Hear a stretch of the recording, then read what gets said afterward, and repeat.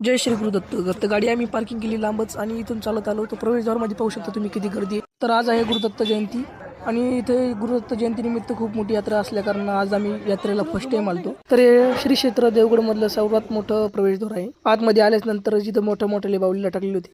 मित्रांनो म्हणजे आता आम्ही देवगडमध्ये संकेत हा आहे सुनील. तसे तिथं लेडीजला घेण्यासाठी वडण्या आणि पर्सला टाकल्या होत्या. मला चला सगळ्यात अगोदर आपल्याला देवाचे दर्शन घ्यावं लागेल. दर्शन घेण्यासाठी आम्ही दोरमधून आत आलो. आत आल्यानंतर आम्ही अगोदर सर्वात प्रथम एक गाव पाहिली म्हणजे गाय पाहिली. गायचे दर्शन घेतले आणि आत आल्यानंतरच माझा कॅमेरा लाईटिंग पाहून नुसतं गरगर भिंगायला लागला. मला चला आता आत बघूया. आत आल्यानंतर जिथे वातावरण एकदम शांत झालं होतं कारण पाकाचा आवाज आणि टाळांचा आवाज आणि इथं एकदम रम्य असं वातावरण झालं. तर मला चला अगोदर दर्शन घेऊया गुरुदत्तांचे. तर दर्शन घेण्यासाठी आम्ही बघितली एवढी मोठी लाईन. मला लाईनमध्ये उभं राहिलं तर आपल्याला कंप्लीट 1-2 तास लागणारच. तर मला चला आपण बाहेरून दर्शन घेऊ. तर आम्ही मुख दर्शन घेतलं आणि जय श्री गुरुदत्त बोलून आम्ही बाहेर पडलो.